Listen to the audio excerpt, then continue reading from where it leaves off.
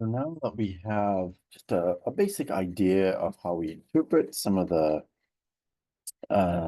atoms and chemical formulas, we're going to take a look now at how these atoms can combine to make these bigger and bigger things. So we're going to be taking a look generally here at bonding, would be the term that we're going to use to refer to how atoms combine together to form, we'll just say, larger entities, or particles would be maybe another generic term for that. Now, when it comes to, and you can think of bonding, we'll just kind of as sort of just like this is a non-technical term, we'll call it the chemical glue that sticks atoms together. Okay, that's the sort of the non-scientific way to explain or to describe bonding. And we're going to see two types of bonding in our class. We're going to be looking at ionic bonding. And then we're also going to be looking at covalent bonding. That's how you pronounce that word. And in both types of bonding, it is going to depend on the types of atoms involved. So this depends on the types of atoms. So we looked at in the previous section, the periodic table, and where we find certain types of atoms. So for example, metals versus non-metals, etc. We know how to locate those on the table. So generally, metals on the left, non-metals on the right. And depending on what types of atoms are combining, we can predict whether ionic bonding is going to occur or whether covalent bonding is going to occur. So that's another sort of extension of the predictive nature of the periodic table. All right, so we're going to be looking at how these atoms combine. Now, generally, when it comes to combining or when it comes to atoms reacting together, and we'll talk about reactions later on, there is one underlying principle that governs everything chemistry related, and that is stability. Okay, so stability really is the driving force for most, if not all, chemical processes, if you want to pronounce it that way, for all chemical processes, changes, think about it that way, etc. And the idea behind this is that things, we'll just call them things for right now, want to be as stable as they can be, stable as possible. And we're going to relate stability now to the one subatomic particle that we said was super important, maybe the most important subatomic particles when it comes to chemistry and science in general, and those are the electrons. We're going to relate it to our electrons. Okay, and specifically now, we're not concerned with all the electrons in an atom.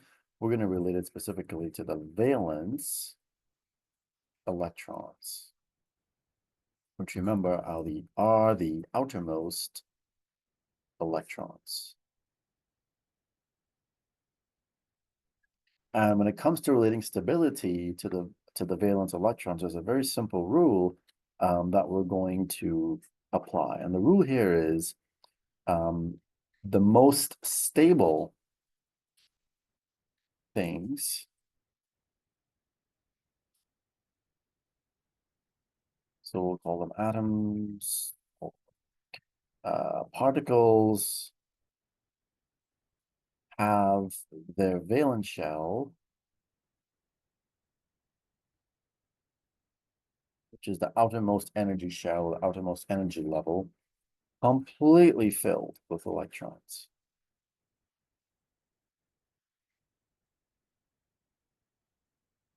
Okay, so stuffing as many electrons as possible in that valence shell makes that atom or any other type of chemical species, it makes them really, really, really stable.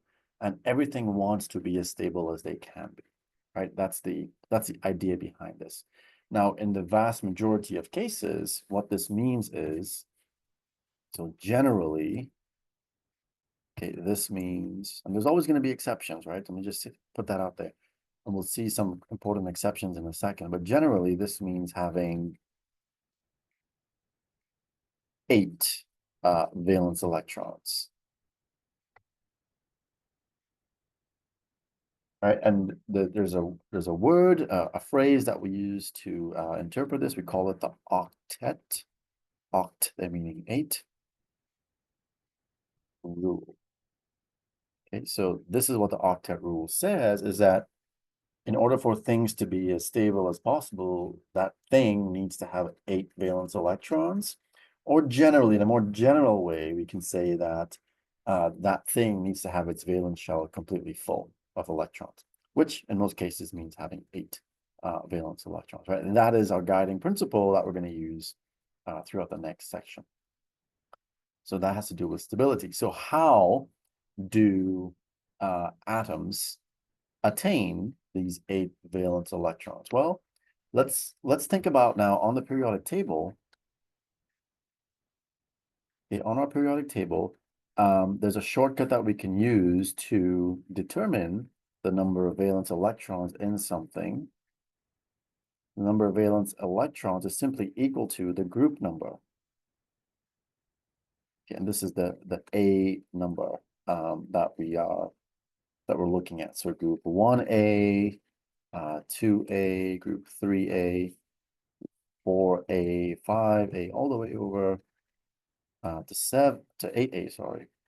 Right, these numbers here tell you the number of valence electrons. We can confirm that by writing out the electron arrangements, or we can quickly just use the periodic table to help us, right? So, for example, an element in group 1A will have 1 valence electron, an element in 2A will have 2 valence electrons, and then I'm going to say dot, dot, dot, all the way over to an element in group A, we would predict to have 8 valence electrons. So by saying this now, well, right away we can see the group 8 elements, these are going to have 8 valence electrons.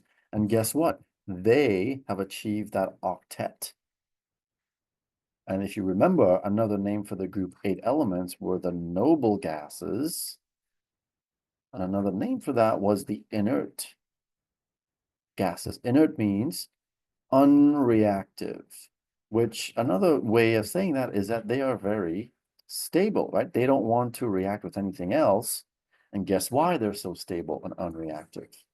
Because their valence shell is completely full with those 8 valence electrons in the vast majority of cases, right? There are a couple exceptions, or one exception, which we'll see in a little bit. So we can explain now the stability aspect in terms of the electrons and related back to what we know about the periodic table, specifically the group 8 elements being stable. Why are they stable? Why are they inert? Why are they noble? Because their valence shell is completely full. So all the other atoms on the periodic table want to be like the nearest noble gas, or the noble gas that's closest to them. They want to be as stable as the nearest noble gas is. Right? And they can achieve that stability in a variety of ways. Okay, so the other elements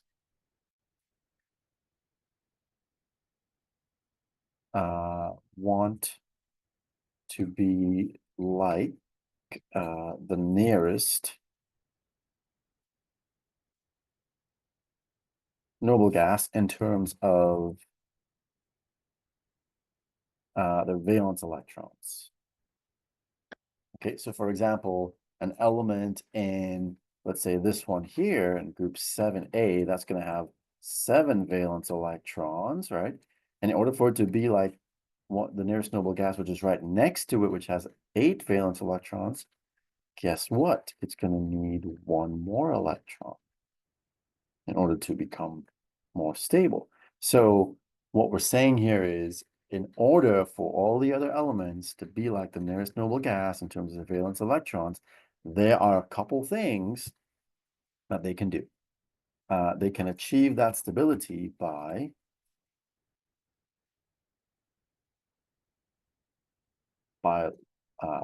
gaining electrons. We're talking now about valence electrons.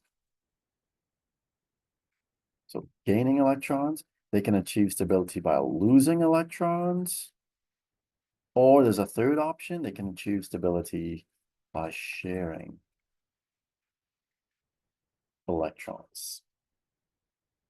Okay, so those are three ways by which all the other elements can achieve stability, losing, gaining, or sharing electrons.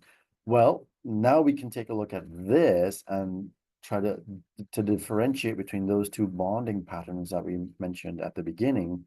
When things lose and gain electrons, we find that occurring in ionic bonding. And we will say generally in ionic bonding, there's the transfer of electrons. So something is losing and something is gaining electrons. Whereas in sharing electrons, we have covalent bonding.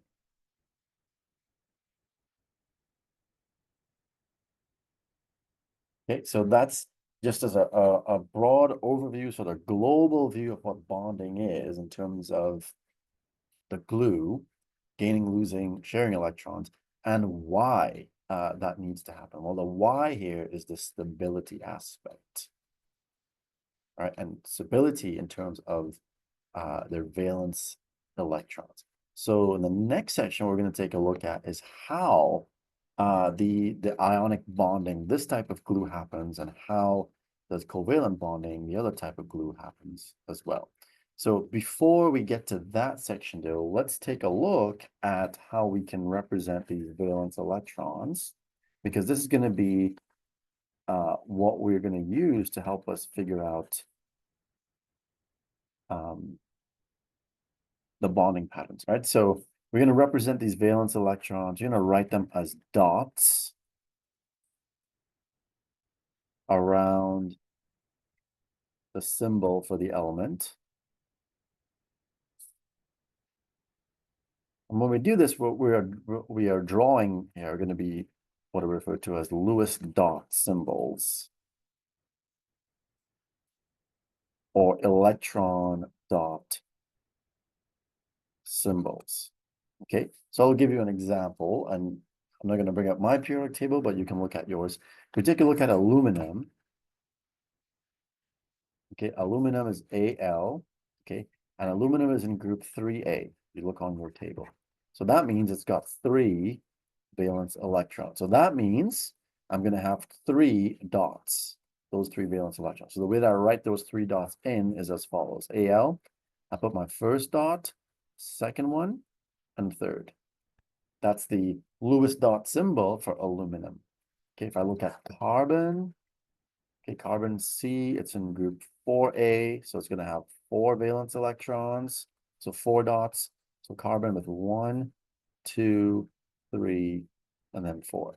Okay, so if you put your dots one at a time around the symbol for the element till you've accounted for 4, and then if you have more than 4, then we're going to start pairing them up. So for instance, we have something like fluorine.